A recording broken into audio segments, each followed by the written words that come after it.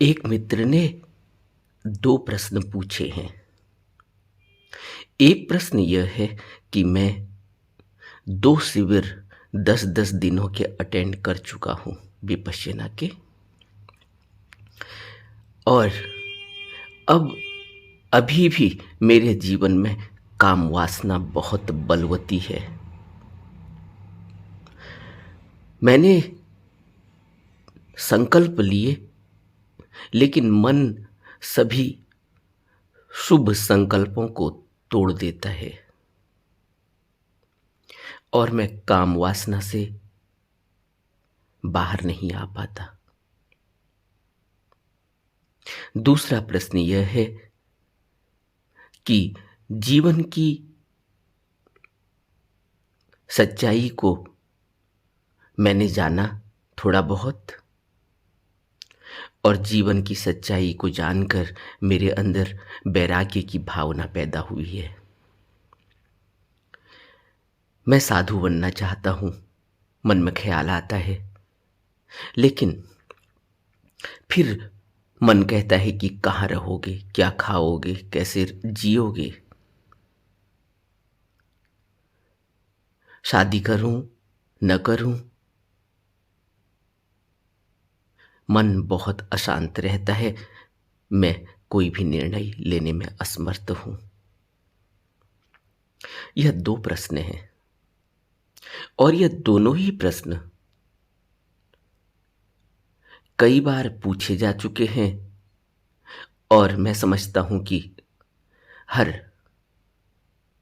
जवान आदमी के अंदर यह दोनों ही प्रश्न पैदा होते हैं।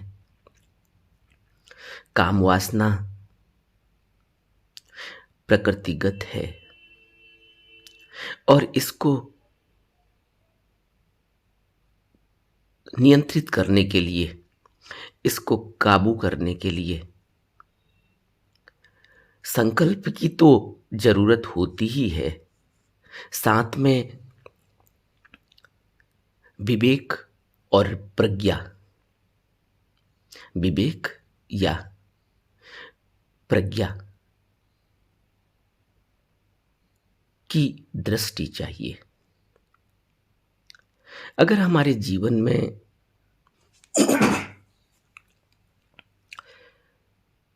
हम कोई भी निर्णय बिना दूरदृष्टि के ले लें, बिना समझ के ले लें, तो फिर उसके परिणाम तो भुगतने ही होंगे, क्योंकि जो मनुष्य का जीवन है यह बहुत ही रहस्यों से भरा हुआ है, और कोई बिरला ही जिसको सतगुरु मिले, जिस पर तथाथा की दृष्टि पड़ी, जिसके पूर्व संस्कार ऐसे हैं कि वह उसकी गति, उसका रास्ता आध्यात्म की तरफ स्वतः ही बनने लगता है। जिसको बुद्ध कह रहे हैं कि उन लोगों को जिनके ऊपर थोड़ी सी चिंगारी की जरूरत है, जो राह देख रहे हैं कि कोई सम्यक संबुद्ध प्रकट हो, कोई सम्यक संबुद्ध के दर्शन हो, कोई सम्यक संबुद्ध का साथ मिले, तो उनका जीवन बदल जाए, उनके जीवन में क्रांति हो जाए, उनके अंदर वह लपट लग जाए कि वह इस भवबंधन से मुक्त हो सके। बुद्ध ने धम्म चक्र की शुरुआत की।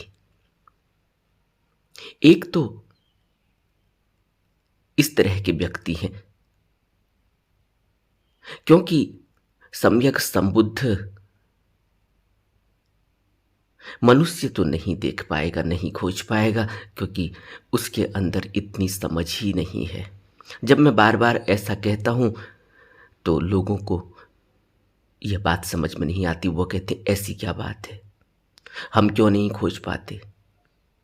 अब जो यह प्रश्न है, यह प्रश्न हम सबका है। जरा सोचो तो, हम क्यों नहीं खोज पाते? हमारे अंदर अभी अपने को देखने की समझ पैदा नहीं हुई। अभी हम संकल्प लेते हैं कि गुस्सा नहीं करेंगे, थोड़ी देर में फिर हमें होश ही नहीं है कि हम कब किसको झिड़क दें। ऐसा क्यों होता है? अभी हम संकल्प लेते हैं कि आज हमारा जो चिंतन होगा वह अच्छा ही होगा। हम सुबह इंस्पिरेशनल थॉट पढ़ते हैं, हम सुबह अच्छे अच्छे विचार पढ़ते हैं, सोशल मीडिया पर पढ़ते हैं। हम अच्छी अच्छी किताबों को सुबह सुबह पढ़ना चाहते, धर्म ग्रंथों का पाठ करते हैं।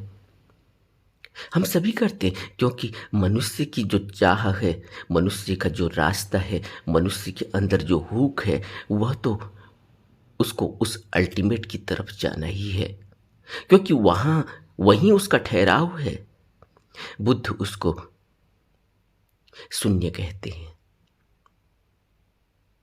निर्विकार समाधि,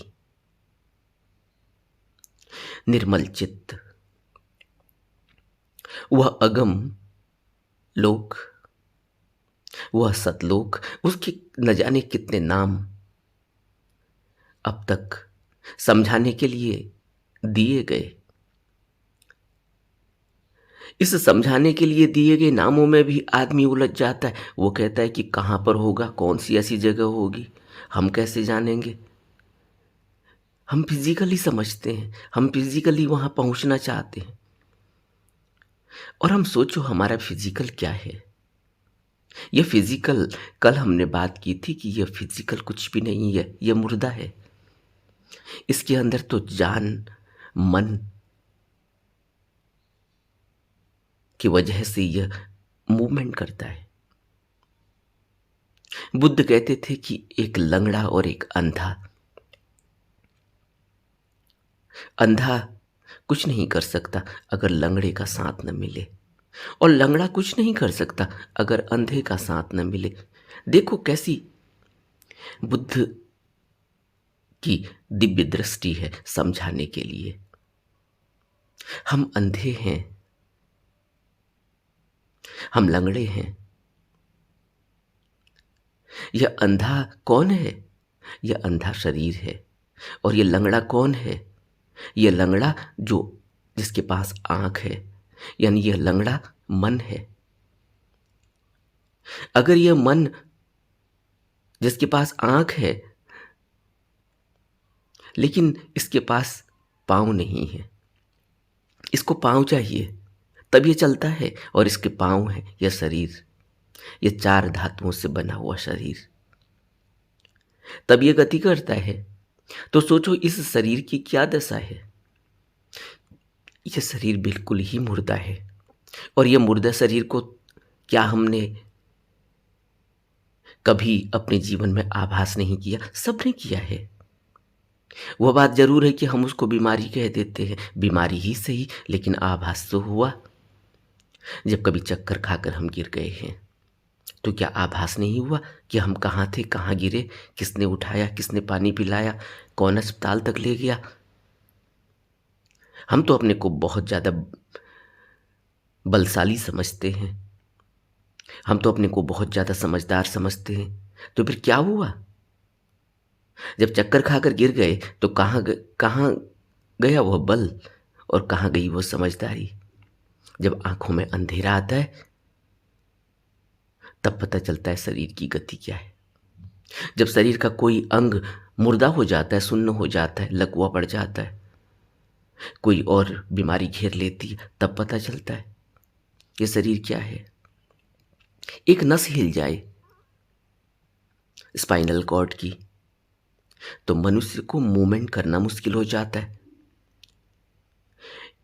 कदम उठाना मुश्किल हो जाता है। बाथरूम में मेरे एक जानने वाले व्यक्ति का नहाते नहाते, नहा के कपड़े बदलने में जैसे ही उन्होंने पांव उठाया, वहीं कमर में कोई नस खिसक गई, हिल गई, जो कुछ भी हुआ, वो उस पाँव को उठाए ही रह गए।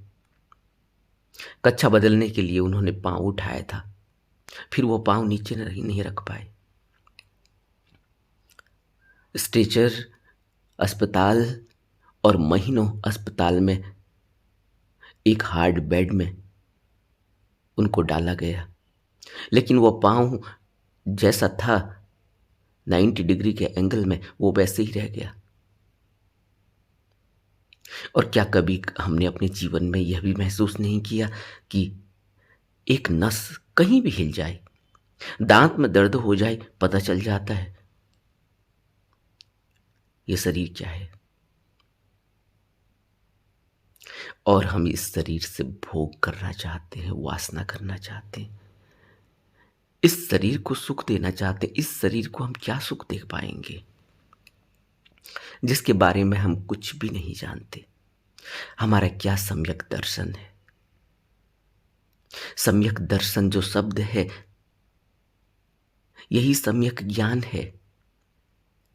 और स्वयं को देखना, स्वयं को समझना, यही सम्यक दर्शन है। और हम चलते हैं दूसरे को समझाने, हम चलते हैं दूसरे को समझने, हम चलते किताबों को पढ़कर समझते हैं कि हमें ज्ञान हो गया। हमें क्या ज्ञान हो गया, जरा सोचो। ज्ञान तो बुद्ध को बाद में हुआ, 8 साल बाद। लेकिन 8 साल पहले जब वो राजमहल में थे, राजमहल से बाहर निकलने की तैयारी कर रहे थे, तभी उन्होंने अपने पिता से कहा कि जिस घर में आग की लपटें उठ रही हों, उस घर से जल्दी बाहर निकल जाना बहुत जरूरी है। अब बुद्ध क्या कह रहे हैं? राजमहल में कौन सी आग लगी थी? बुद्ध राजमहल का हवाला नहीं दे रहे, बुद्ध कह रहे हैं यह शरीर जो है, इसमें आग लगी हुई है, इससे बाहर निकलना बहुत जरूरी है, क्योंकि यहां सब कुछ स्वाहा हो जाएगा, जल्दी ही स्वाहा हो जाएगा। एक दिन, एक घंटा, एक मिनट, एक पल, 20 साल, 40 साल, 80 साल, 100 साल, 150 साल, कितना जीवन है मनुष्य का।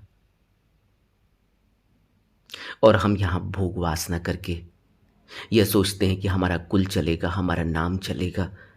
बच्चे पैदा करो, कोई आग लगाएगा तो कोई सर तोड़ेगा, तब तुम्हारी मुक्ति होगी। मुक्ति इतनी आसान है? बुद्ध कह रहे हैं, हे घर बनाने वाले, हे ग्रह कारक, मैंने तुझे अब जान लिया है, अब तू मेरा घर नहीं बना पाएगा। किसको कह रहे हैं?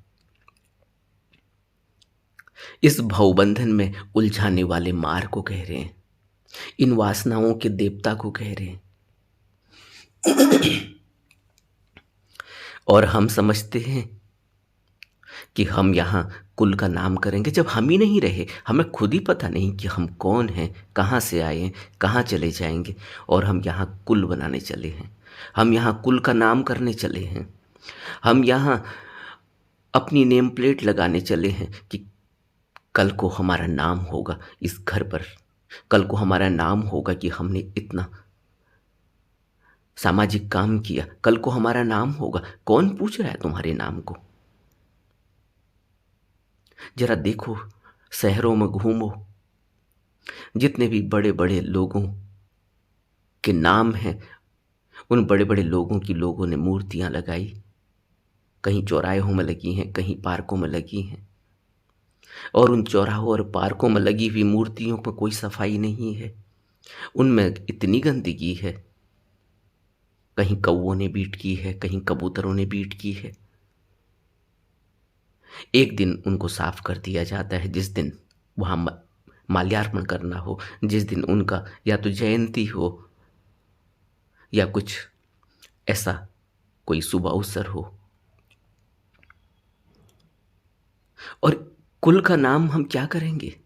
हमें खुद ही होश नहीं है कि हम कहाँ जाने वाले हैं, कहाँ से आने वाले, हमारा जीवन क्या है। हम क्या सोच रहे हैं कि कोई हमारे मृतक शरीर में आग लगा देगा या उसको दफना देगा तो हम मुक्त हो जाएंगे। मुक्ति इतनी आसान है? या मुक्ति इतनी आसान है कि कहीं हम स्नान कर लेंगे, पानी से इस शरीर को धो लेंगे, किसी तीर्थ स्थल पर चले जाएंगे, किसी पवित्र स्थल पर चले जाएंगे। तीर्थ स्थल और पवित्र स्थल तो उन महापुरुषों के जीवन से जुड़े हैं जिन्होंने वहाँ बैठकर तपस्या की, वहाँ बैठकर जिन्होंने ज्ञान अर्जित किया, जिन्होंने बैठकर वहाँ ध्यान अर्जित किया, जिन्होंने बैठकर वहाँ पुण्य किया। उनके उन कर्मों से वहाँ तीर्थ बने हैं। साधु संतों, महात्माओं, सत्पुरुषों, ऋषियों, मुनियों ने घोर तपस्याएं की हैं, ज्ञान अर्जित किया है, तब वह पवित्र स्थल, तब वहां उनकी वह सघन ऊर्जा आज तक व्याप्त है, ऐसा माना जाता है। इसलिए लोग वहां जाकर अपने जीवन को पवित्र करना चाहते। लेकिन हम पवित्र कैसे करेंगे? क्या 2 लोटा पानी डाल लेने से पवित्र हो जाएगा? यह तो शरीर तो आप एक बार को धो सकते, लेकिन यह मन कैसे धुलेगा? अभी मैं किसी से बात कर रहा था, मैंने कहा आपने अभी तक, उन्होंने कहा कि मैंने अभी तक इतने कुंभों में स्नान कर लिया। तो मैंने उनसे पूछा कि इतने कुंभों में आपने स्नान कर लिया, आपके जीवन दृष्टि, आपका जीवन कितना बदला? बोले सच तो यही है कि वहां जाकर तो बड़ी पवित्रता मालूम पड़ती है, लेकिन जब घर वापस आते हैं फिर वही संसार हावी हो जाता है, फिर वही वासनाएं हावी हो जाती हैं, फिर वही तृष्णा हावी हो जाती है। अब आपसे क्या छिपाना। वैसे मैं धोती पहनता हूँ, सुबह पूजा पाठ करता हूँ, घंटों करता हूँ, शाम को भी करता हूँ। कपड़े भी मैंने सादे सफ़ेद पहने हैं, पहनता हूँ, अपने जीवन को पवित्र करने की कोशिश करता हूँ। लेकिन कैसे होगा? घर में रहकर तो बहुत मुश्किल है। संसार की तृष्णाएं, वासनाएं, यह माया जाल फिर घेर लेता है। यह उनका ही दर्शन है, ऐसा नहीं, यह हर आदमी की गति है। ऐसा क्यों होता है? और यही हमारी गति। इस प्रश्न में भी यही पूछा गया कि मैंने 2 10 दिवसीय विपश्यना शिविर लगाए। 2 10 दिवसीय विपश्यना शिविर तो हम सिर्फ एक टेक्निक हमें मिले, एक ऐसा साधन हमें मिले जिसके सहारे हम आगे बढ़ सके। यह टेक्निक, यह सहारा इतना ही नहीं है जितना हमने वहां सीखा। यह तो हमें उस अंतिम लक्ष्य तक ले जाता है, लेकिन यह ज्ञान तो हमें ही अर्जित करना होगा। यह वहाँ 10 दिवसीय में कोई हमारे इंजेक्शन लगा के हमारे अंदर डालेगा नहीं, न डाल सकता। बुद्ध ने स्वयं कहा, और बुद्ध तो सब कुछ कर सकते थे, लेकिन उसके बावजूद भी बुद्ध ने कहा कि तथाता तो मार्ग दिखा सकते हैं, चलना तो स्वयं पड़ेगा। और हम 10 दिवसीय शिविर कर आए, हम स्नान कर आए, पवित्र स्थलों में जाकर हमने दर्शन कर लिए, हम वापस लौट कर आ गए। अब हमारा जीवन कैसा है? हमारा जीवन तो उसी ढर्रे पर चलता है। क्यों चलता है? क्योंकि हमारा सम्यक दर्शन नहीं है। क्यों सम्यक दर्शन नहीं है? क्यों सम्यक ज्ञान नहीं है? क्योंकि अभी तक तो हमें अपने ढर्रे को ही हम नहीं समझ पाए, अपनी आदतों को नहीं समझ पाए, अपने शरीर को नहीं समझ पाए, अपने मन को नहीं समझ पाए। तो थोड़ी देर की इस वाहवाही में, थोड़ी देर के इस प्रचार प्रसार में अगर हम किसी पवित्र स्थल में जाकर थोड़ा वक्त, कुछ घंटे, कुछ दिन बिता भी आए, तो फिर भी तो हमारा जीवन तो वैसे ही रहने वाला, क्योंकि फिर आके हमने वही काम करना है। तो हमारा मन तो नहीं बदला ना। मन को देखने की कला है ध्यान, और जब तक ध्यान में गहरे में नहीं उतरेंगे तब तक यह वासनाएं सताती ही रहेंगी। सम्यक दर्शन चाहिए, सम्यक ज्ञान चाहिए। और सम्यक दर्शन कैसे पैदा होता है? सम्यक ज्ञान कैसे पैदा होता है? बुद्ध ने कहा कि प्रकृति का कानून, प्रकृति का नियम, उस नियम को हम धम्म कहते हैं। धम्म को समझना होगा। धम्म कैसे समझा जाएगा? धम्म तो वह कुदरती कानून है। धम्म को हम धर्म से जोड़ लेते हैं, धर्म को हम मजहब कहते हैं, लेकिन बुद्ध इन तीनों शब्दों को अलग अलग कहते हैं।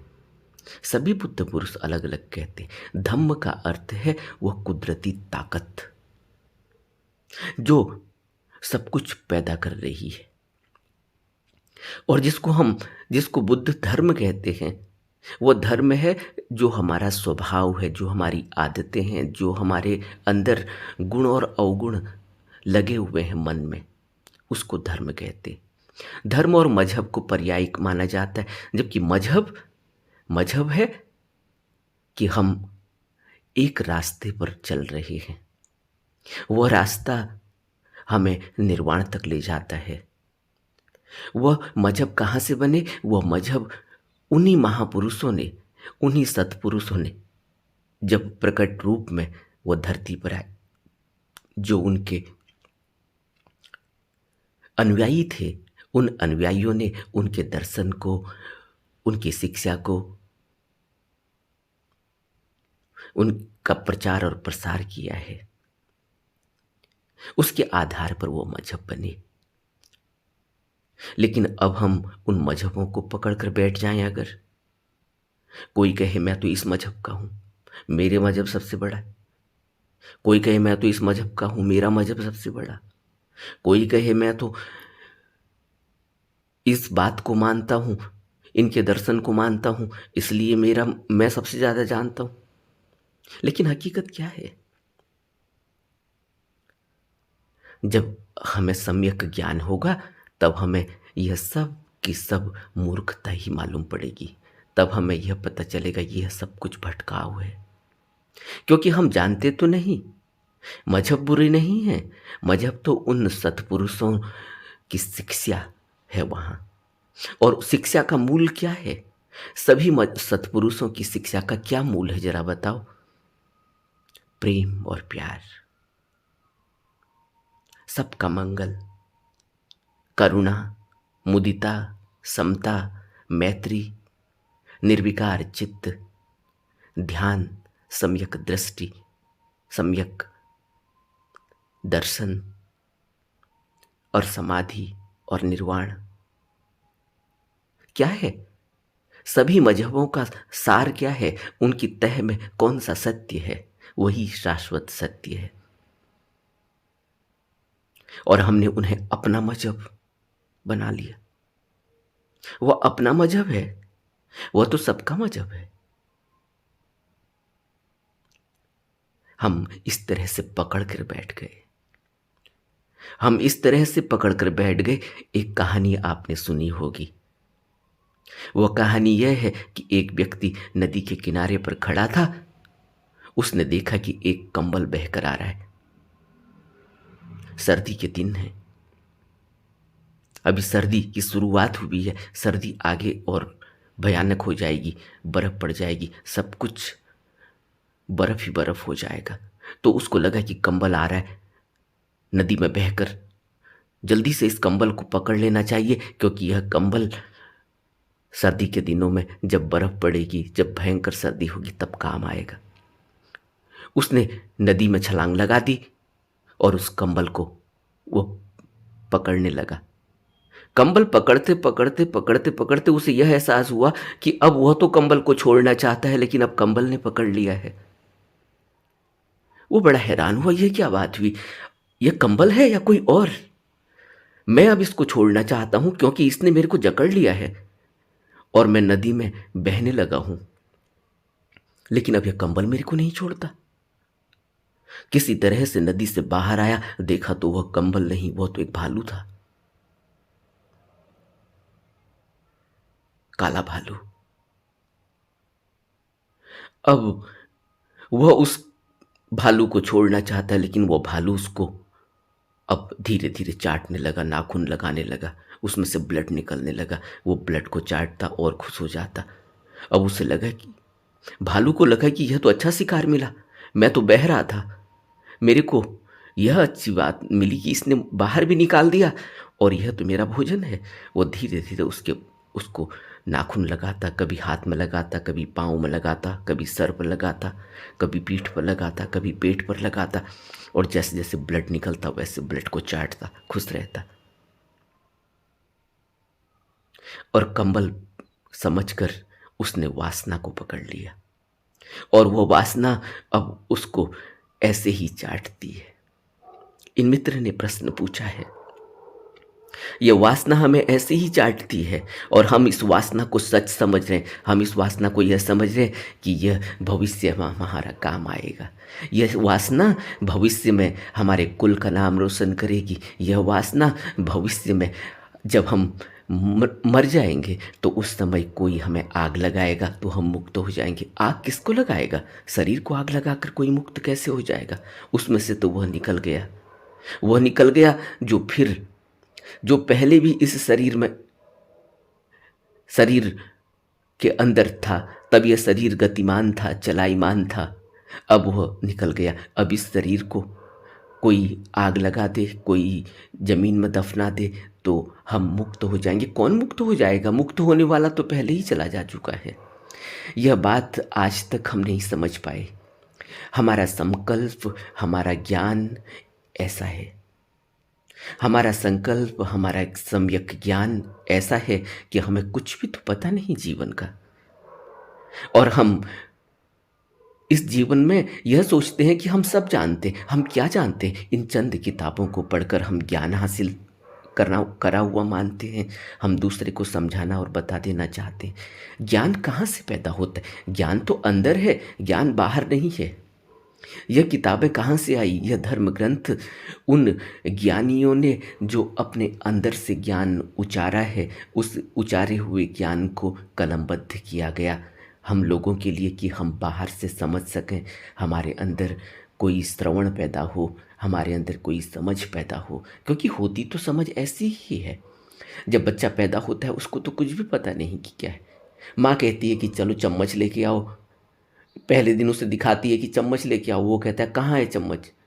माँ कहती है उसको दूध पिलाते समय कहती है चम्मच है, नहीं तो दूध कैसे पियोगे, चलो चम्मच लेके आओ।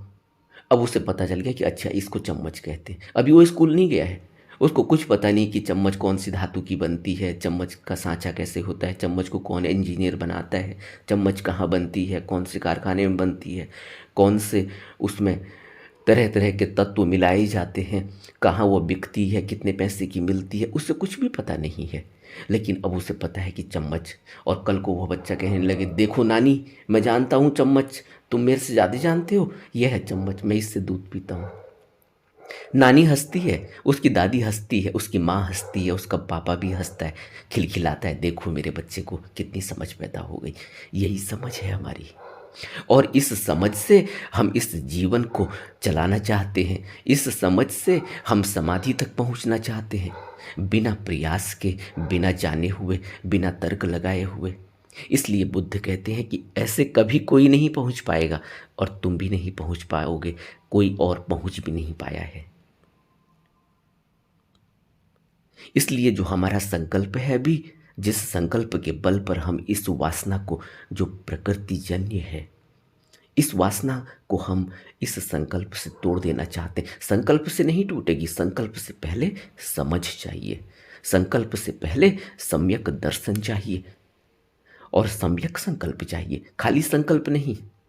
खाली संकल्प तो ऐसे ही होता है कि हनुमान चालीसा पढ़ ली, सुबह टीका लगा लिया और दिन में भांग का गोला भी खाया, दिन में तम्बाकू भी खाया और दिन भर जो है व्यसन किए, दिन भर लोगों के साथ तरह तरह की फिजूल की बातें की और फिर मिथ्याचरण करके कुछ धन कमा लिया और शाम को फिर व्रत है हमारा, व्रत के नाम पर फिर कुछ और भोजन वोजन कर लिया और फिर सो गए और कहा कि हम इतने सालों से भगवान को मानते हैं। इस तरह का अगर हमारा ढर्रा है जीवन का, तो फिर हम जीवन में आगे कैसे बढ़ेंगे? यह तो अपने से ही पूछना है। ऐसा नहीं कि कोई दूसरा हमें बताएगा, कोई दूसरा हमें नहीं बताएगा, यह तो हमें ही समझना होगा। सम्यक दर्शन पैदा होता है जब हम अपनी तरफ मुड़ते हैं, जब हम अपने को देखते हैं।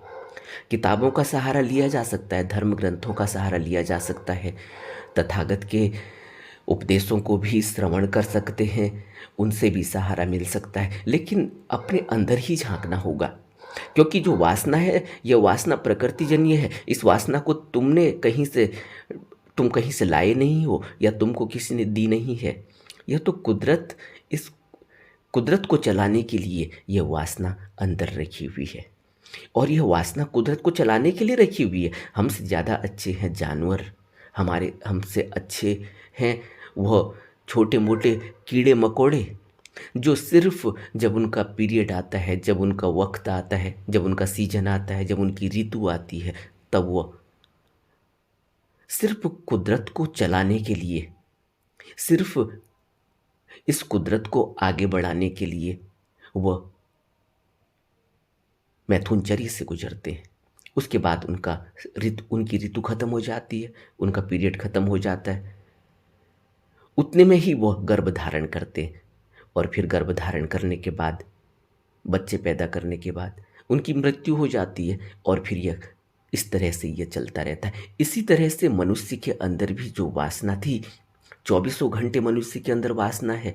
किसी और प्राणी में 24 घंटे वासना शायद नहीं है, लेकिन मनुष्य के अंदर 24 घंटे वासना है। लेकिन मनुष्य के अंदर सोच और समझ भी है, और प्राणियों में सोच और समझ नहीं है, इसलिए उनको ऋतु से वह बंधे हुए हैं। मनुष्य के अंदर सोच और समझ है, तो वह 24 घंटे वासना भी उसके अंदर है। वह 24 घंटे वासना भी कर सकता है, और सोच समझ से बाहर निकलकर सिर्फ इस कुदरत को चलायमान करने के लिए वह मैथुनचर्य से गुजर सकता है। लेकिन यह सोच समझ उसके अंदर है कि वह चाहे तो गुजरे, चाहे तो न गुजरे। बुद्ध स्वयं एक गृहस्थ थे, और बुद्ध ने मध्य मार्ग हमें बताया। नानक स्वयं गृहस्थ थे, नानक ने हमें मध्य मार्ग बताया। कबीर स्वयं गृहस्थ थे, कबीर ने हमें मध्य मार्ग बताया। तो मध्य मार्ग से भी गुजर सकते हैं, आसानी से गुजर सकते हैं। ऐसा नहीं है कि मैं शादी कैसे करूं, जो दूसरा प्रश्न है मैंने इसी के साथ जोड़ दिया, क्योंकि वो इससे जुड़ा हुआ है कि शादी कैसे करूं। वैराग्य पैदा हो रहा है। वैराग्य इसलिए पैदा हो रहा है कि मैं जीवन में जो करना चाहता था वो नहीं कर पाया। क्या इसलिए वैराग्य पैदा हो रहा है? बुद्ध के अंदर तो वैराग्य पैदा हुआ जब उन्होंने जो कथा प्रचलित है कि एक बुजुर्ग देखा, एक बीमार देखा, एक मृतक देखा, और फिर एक साधु देखा। लेकिन हमने तो कितनी बार बुजुर्ग देख लिए। बुजुर्ग तो हमारे घरों में ही रहते हैं, हम उनको एक गिलास पानी देने को तैयार नहीं।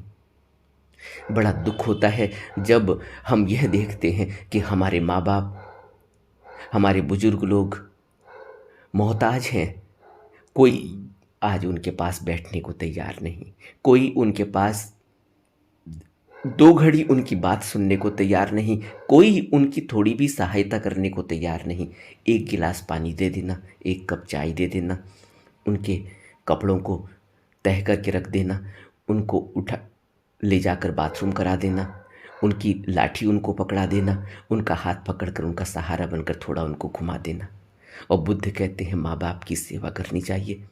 एक मित्र ने प्रश्न पूछा था कि बुद्ध कहते हैं माँ बाप की सेवा से बड़ा कोई परोपकार नहीं, और बुद्ध स्वयं माँ बाप छोड़कर चले गए। लेकिन इस व्यक्ति के अंदर इतनी ही समझ है अभी, क्योंकि यह संसारी आदमी है।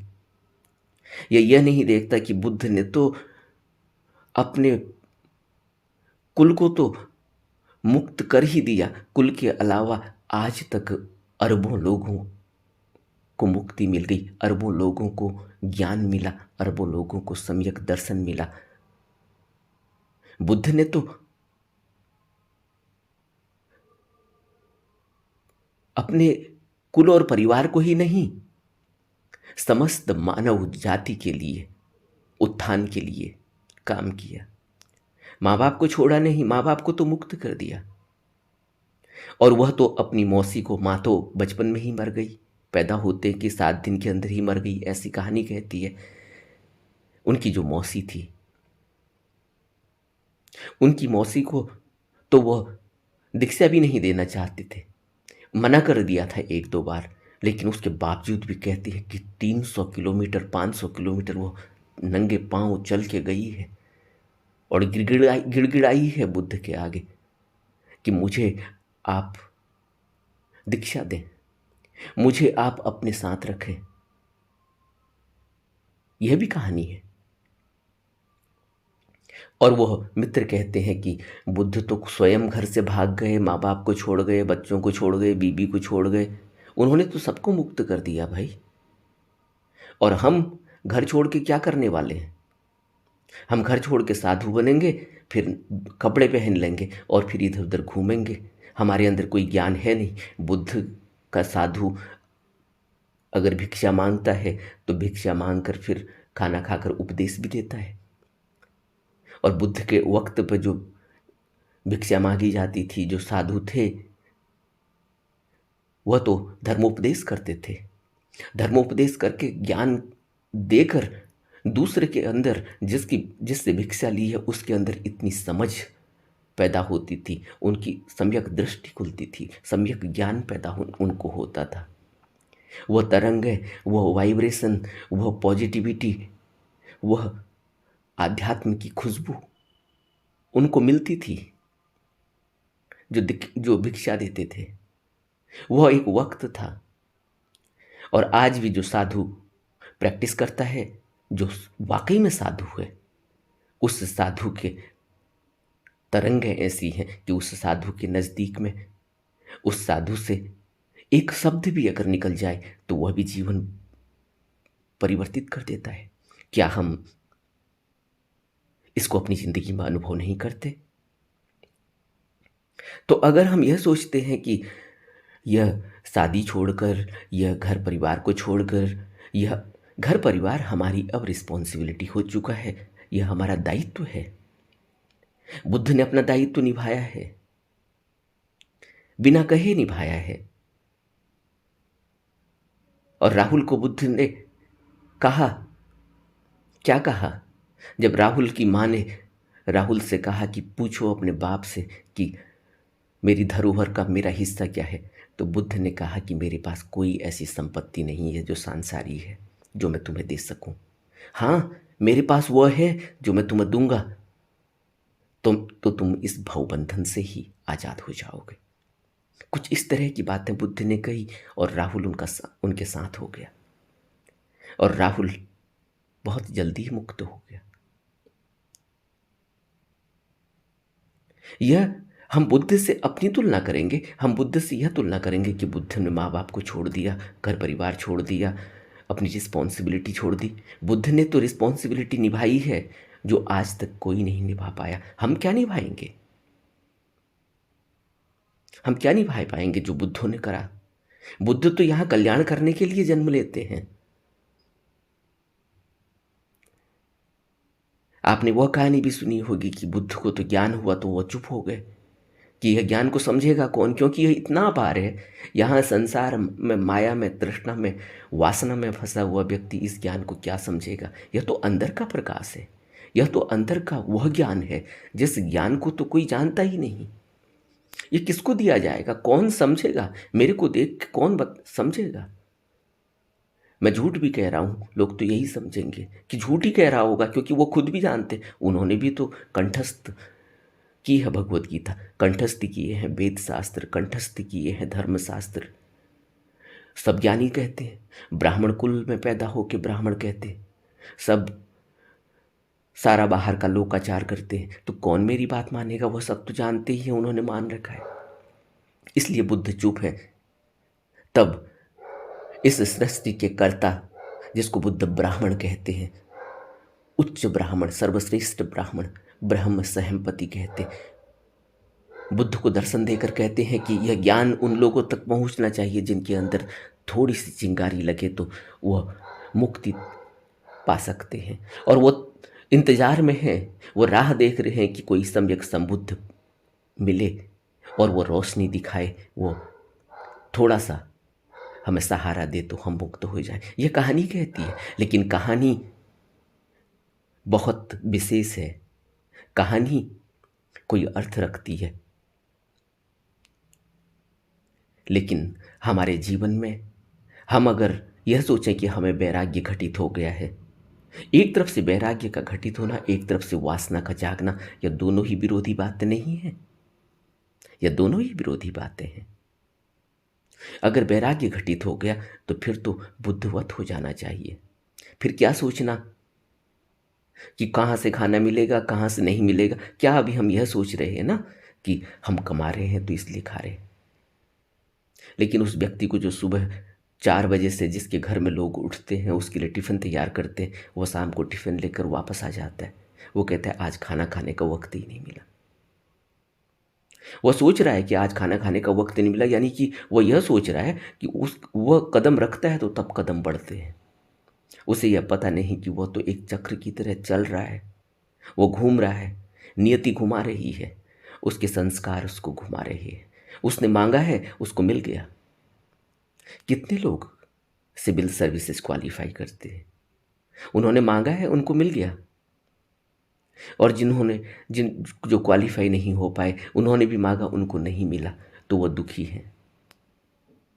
अब उनको जो मिल रहा है वो उससे खुश नहीं, क्योंकि उनको वह चाहिए। और जिनको मिल गया, जो सिविल सर्विसेज क्वालिफाई कर गए, सिविल सर्वेंट बन गए, क्या वह उनके अंदर सम्यक ज्ञान हो गया, सम्यक दृष्टि खुल गई उनकी? कितने सिविल सर्वेंट हैं जिनको बुद्धत्व उपलब्ध हुआ है? कितने सिविल सर्वेंट हैं जो बिल्कुल ही सहज अवस्था में चले गए, जो बिल्कुल आनंद में चले गए, क्योंकि उन्होंने जो मांगा वो उनको मिल गया। बड़ा अफसोस होगा आपको यह जानकर कि मनुष्य ने जो मांगा वो उसको मिल गया, लेकिन उसकी तृष्णा मिटी नहीं। और ऐसा नहीं कि तुम आइंस्टीन को जानोगे तो तब समझोगे कि हाँ, आइंस्टीन ने यह मांगा था, उसको नहीं मिल गया तो वो खुश हो गया। आइंस्टीन भी खुश नहीं हुआ, बहुत दुखी हो गया था जब सेकेंड वर्ल्ड वॉर में एटम बम गिरा दिया गया। महादुख, क्योंकि सारा का सारा दारोमदार, सारा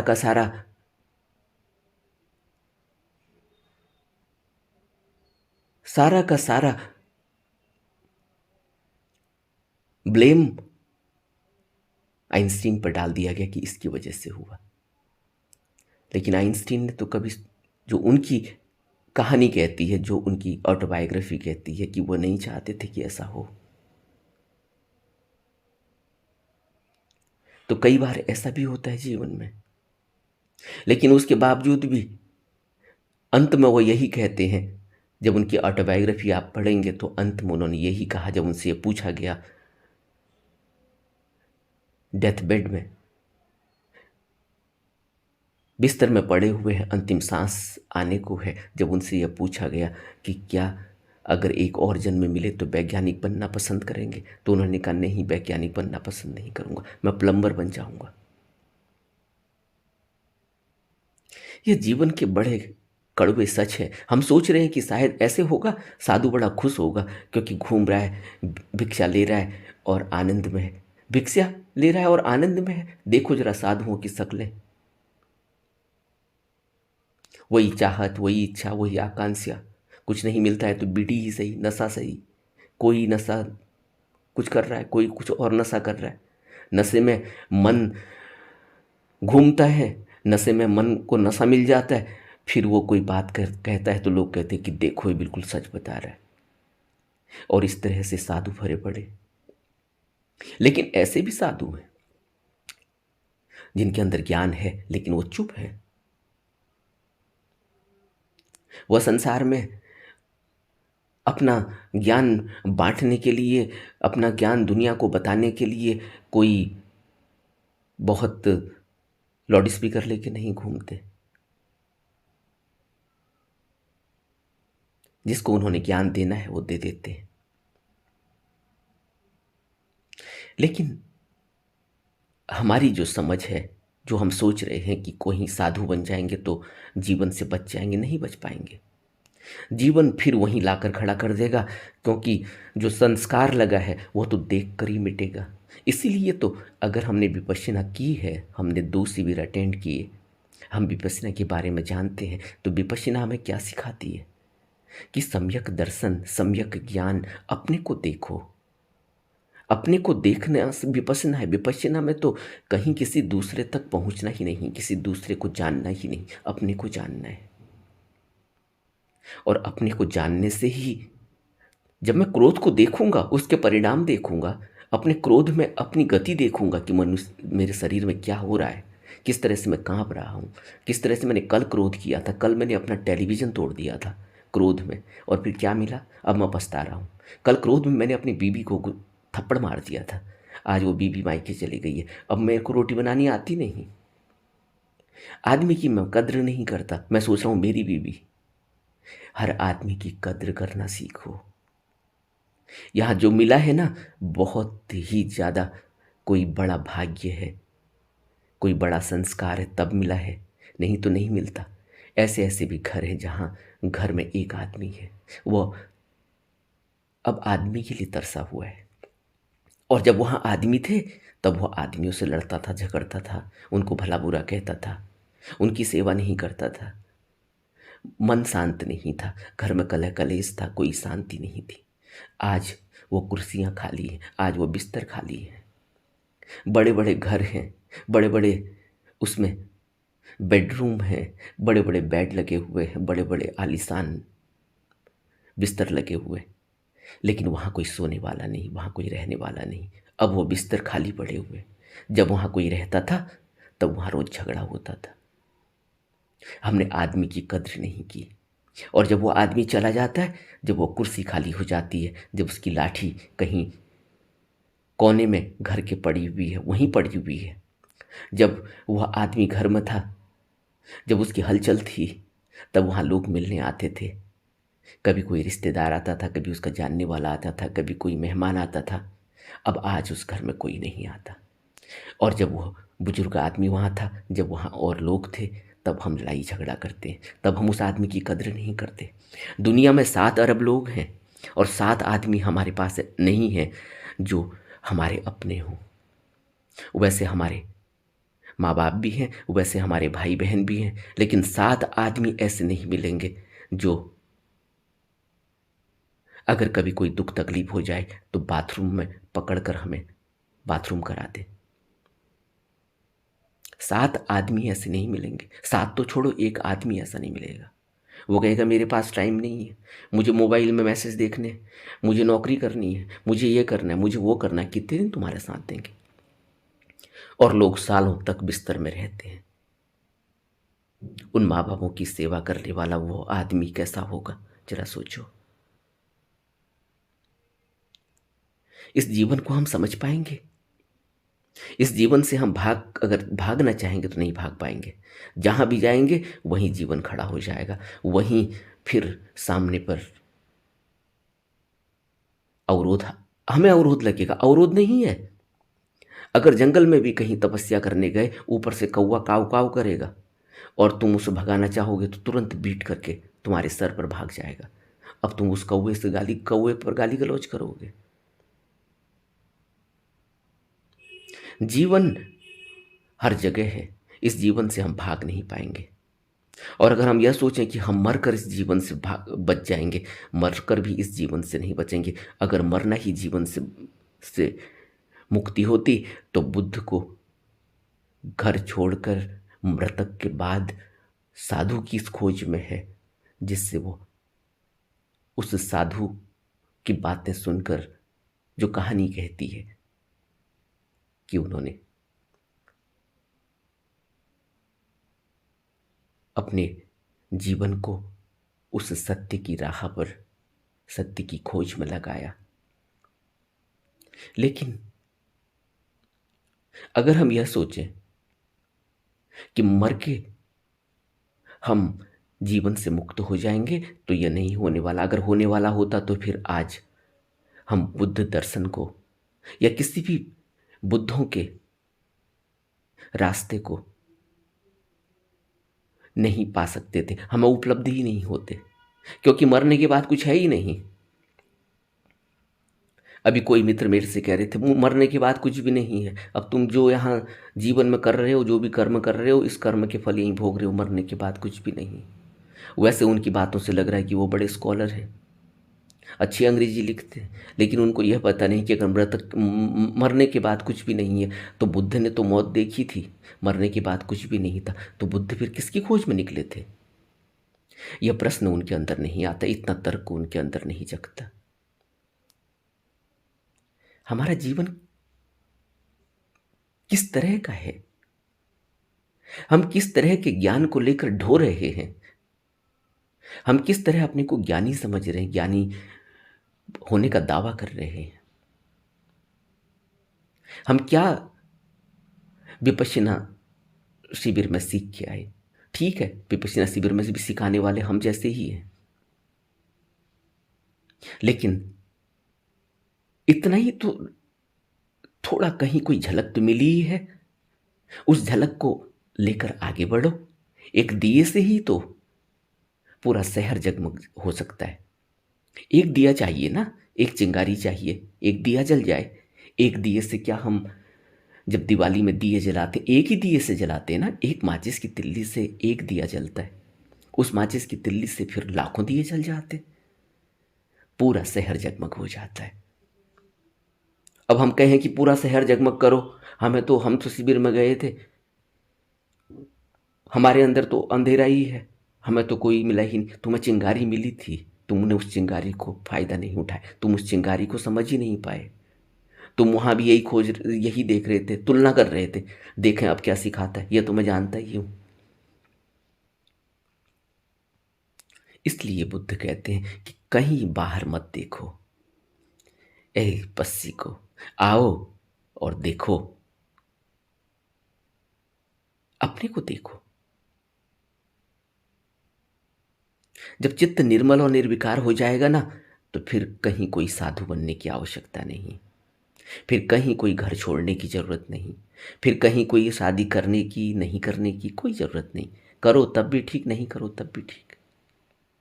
शादी करना और नहीं करना तो आपका निजी फैसला है, हर व्यक्ति का निजी फैसला है। बुद्ध ने शादी की और बुद्ध के दर्शन को आज तक हम उससे मुक्ति की ओर बढ़ रहे हैं। और बहुतों ने शादी नहीं की, उनके दर्शन से भी हम मुक्ति की ओर बढ़ रहे हैं। तो शादी करने से भी मुक्ति मिल सकती है, शादी नहीं करने से भी मुक्ति मिल सकती है। बहुत ऐसे भी तो बुद्ध हुए जिन्होंने शादी नहीं की। तो शादी करना या शादी नहीं करना कोई रुकावट नहीं है, घर में रहना या घर से बाहर रहना कोई रुकावट नहीं है, क्योंकि मन, खेल तो मन का है, शरीर का नहीं है कि शरीर को बाहर लेके तो क्या होगा, मन तो साथ ले जा रहे हो ना। साधु भी बन गए, पीले कपड़े पहन लिए या सफ़ेद कपड़े पहन लिए या काले कपड़े पहन लिए, तब भी क्या होगा, तब भी वासना जगेगी, तो फिर कोई स्त्री को देखेगा, फिर वासना जगेगी, फिर कोई पुरुष को देखेगा, फिर भूख लगेगी तो फिर कोई स्वाद को देखेगा, फिर कोई पहनने की इच्छा होगी, ठंड लगेगी, गर्मी लगेगी, फिर कोई कहीं जाके कपड़ों को देखेगा। मन तो साथ जा रहा है ना। तो यह तरीका नहीं है। घर में बैठकर घर में ही सब कुछ हो सकता है। इसलिए बुद्ध कहते हैं, इसलिए नानक कहते हैं, कहीं जाने की जरूरत नहीं। तुम अपने को देखो, तुम बुद्ध के दर्शन को, बुद्धों की शिक्षा को अपने जीवन में उतारो। बुद्ध अगर कह रहे हैं कि इन नियमों का पालन करो, तो उन नियमों का पालन करो, उसके पीछे कोई रहस्य है। ऐसे ही नहीं दिए गए वो नियम, ऐसे ही नहीं कहा गया प्राणी हिंसा मत करो। लेकिन लोग जो अपनी जीभ के लिए तरह तरह का नए नए व्यंजन बना के मांसाहार कर रहे हैं, मांस से नए नए व्यंजन बना के, और फिर कहते हैं कि बुद्ध ने तो यहाँ पर यह कहा था, बुद्ध ने तो वहाँ पर यह कहा था। बहुत अफसोस होता है। अपने माइंड की ट्रिक से हम जो मर्जी अपने लिए सहज कर लें, लेकिन इससे हम बच नहीं पाएंगे, इससे हम मुक्त नहीं हो पाएंगे। अपनी तरह से अगर हम अपनी इस टीचिंग को समझें तो इससे हम मुक्त नहीं हो पाएंगे। टीचिंग को तो बुद्ध की तरह समझना होगा। ऐसा नहीं है कि मैं तो ऐसे समझा तो मैं ऐसे ही चलूंगा, तुम ऐसे समझे हो, इससे कोई फर्क नहीं पड़ता। फर्क तुम्हें तो चलना वैसे ही पड़ेगा जैसे बुद्धों ने कहा है। अच्छा लगे तो ठीक, नहीं लगे तब ठीक, लेकिन हकीकत तो तभी पता चलेगी जब मौत आएगी, तभी पता चलेगा कि मुक्त हुआ या नहीं। और बुद्ध तो कहते हैं कि मौत तक तो पहुंचने की वही नहीं है, जीवन में ही मुक्त होया जा सकता है। वो जीवन बताएगा कि तुम मुक्त हो गए हो। तो यह दोनों प्रश्नों के उत्तर मैंने दिए। आप इससे थोड़ा सा आपको आइडिया मिला होगा, तो थोड़ा सा विचार करें। नमो बुद्धाय।